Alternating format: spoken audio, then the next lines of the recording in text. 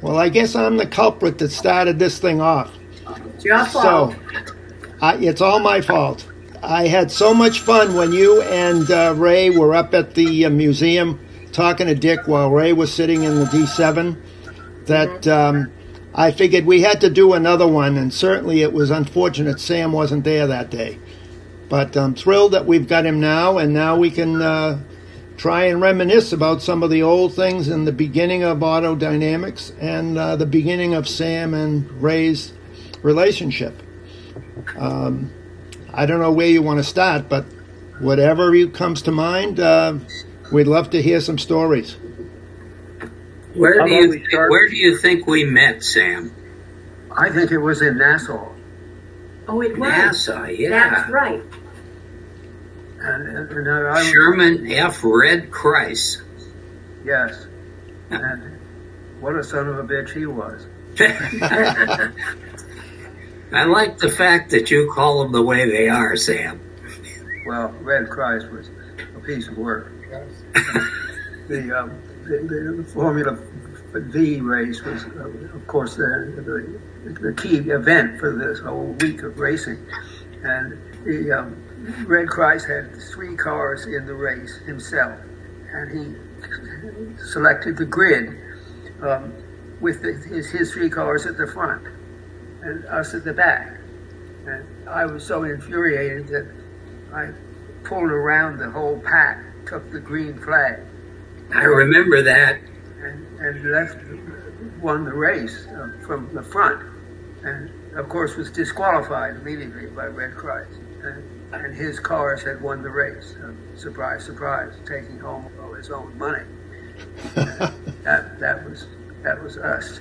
He was really I say was, I don't know, maybe he's still alive.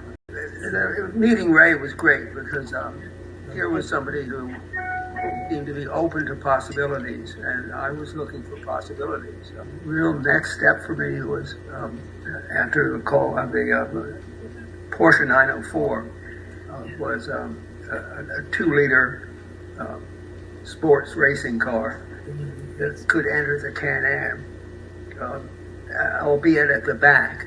But we'd get experience, and the car was going to be right in Ray's wheelhouse as far as being able to design something.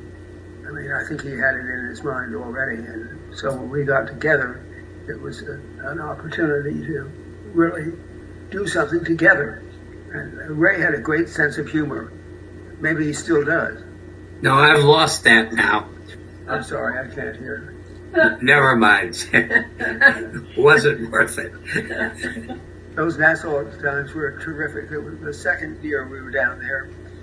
Autodynamics had a bunch of cars in the race, and they were beautiful cars. We even had Janet Guthrie driving one of them. Wow. To have the women's race covered. I forgot that. It's a good thing you came on, because your memory's always been better than mine. Well, I don't know about that. How long did you have it before you met Sam? Okay, now you're requiring me to think. I didn't know you were going to do that. You do have your sense of humor left. Well, I'll tell you what Ray did that was distinguished. I think the answer is 1963.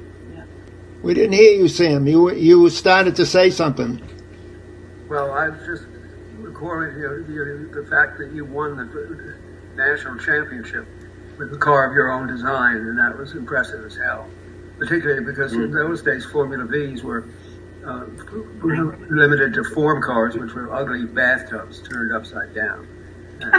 Ray built a car that really expressed the excitement of the class. And this is Formula V, Sam? Yeah. And it was really a wonderful car, and everybody who had any sense bought one. I got something called a Kelly, which was yellow and black and very snazzy, and I won a couple of races right away with that, which was encouraging as hell. It's really good. So you won the national championship in 1964 with your Formula V, and also the Castrol Rookie of the Year, 1964, that was. They must have had pretty low standards. They did, I'm sure. May I ask about a highlight? Maybe this one's for Ray. One of the highest moments in yours and Sam's career together, and that brought the most elation. What do you think, Sam? No, Ray. What you think? Maybe there wasn't a great moment. We raced that car, I think, at Watkins, Glen, and had to run it in the rain. Is that accurate? Yes, are you thinking of the Porsche 904? Yeah. And in the big race, 300 Ks, I think it was, or maybe it was 300 miles. No, 500. Actually, 500 kilometers. Okay, that's it then. I drove the first half of the race, and we were running about fourth or fifth. A couple of the big Cobras were running ahead of us. And then it started to rain.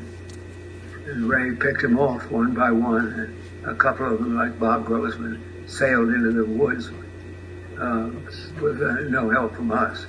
But Ray drove it the whole way. Well, you had a hell of a drive that day. But you set me up so that when I got the car, I was in a great position. Well, of course. Well, at least we got the truth out. Exactly. I gave the car a little pat after you got in. This could be a tough assignment, but see if you can bring it home in the rain. Sam, I remember that car. This is John. I remember that car in that race at Watkins Glen. And I remember we had to refuel on that. And that's when you made the swap from you to Ray driving. And you mentioned the celebration afterwards. And I have to rank that up very high on my scheme of things. So, of course, I was patting myself on the back because I happened to be the crew chief on that car. So, and the other thing I had going for me, I was a factory trained Porsche mechanic back when you had to pay to go to Porsche school. And I did, and I'm glad I did. Spent the rest of my life as a mechanic, working life, I should say. Well, it's great that you recall that, John. I had forgotten about the fueling stuff. It must have been pretty decent, or we would have won the race. Oh, Sam, I remember we used the NASCAR refueling cans. Remember those? Oh, yeah. We tip upside down, and that's what we had. And I think we had to put like 20 gallons in for the second half. You know, in 10 seconds, 10 gallons of gas would come out of that thing. So probably, and the other nice thing is the fuel was a big round thing on the middle of your hood. And so it was easy to get it. Just lean over and pour away, throw the first can on the ground and put the other one in. I think it was probably all done in 30 seconds, about the same time for you get out and Ray to get in. So Yeah. I don't think we lost too much time there. And everybody else, all the big Cobras had to refuel 3 times. So that's the other advantage we had. They didn't have to refuel after a while because they were parked in the tree. And I never forget the sight of him. He hit a tree in such a way that his car sort of climbed up the tree. So it wound up at a 45-degree angle. And it's in front of the car. There's some branches in them, but it was quite a sight and fun to see lap after lap. Ray drove it the whole way, counted. And I never forget, we were up at the Victory Circle situation, and the Queen was more into the kissing than the being the Queen, and so we took advantage of that. You have a better memory on that one than I do. Well, you were still, I think, living the race. I was living the post-race. I see. Okay. And where was that race, Sam? Watkins Glen. Watkins. What was the Queen doing at Watkins Glen? Well, that's quite something that you would ask, because a couple of years later, when Mal Curry had failed to get a lineup of the race queen, and So Ellen was standing there because she was the daughter of a guy named Grimaldi, and his beer company, Falstaff, was sponsoring the race. So Ellen was there, and Francois Sever was there, having won the race. And so Val Curry tapped Ellen on the shoulder and said, "Will you be my race queen?" Well, Ellen was busy cameras and everything, but she put it down and stepped up to the challenge, and Sever went to the with savage kiss, let's put it that way. So the queen was not the queen of a country, she was the race queen. Exactly. Oh, okay, Sever, now I understand. and Sever, of course, was French. A delightful guy who played the piano like a pro. And a terrible loss to racing. 2 years later, he was killed at Watkins, Glen. Maybe he ran out of luck when he kissed Ellen, I don't know. She made a drawing of him that's still around. It's absolutely beautiful. Watkins Glen featured very big for me because it was the site of my first Formula One race, which was a goal that I had had for some time. And it seemed within reach, and so it was within reach. And that's a whole story in itself, which Ray was not a part of, which is too bad because it really was a culmination of things that we had done together.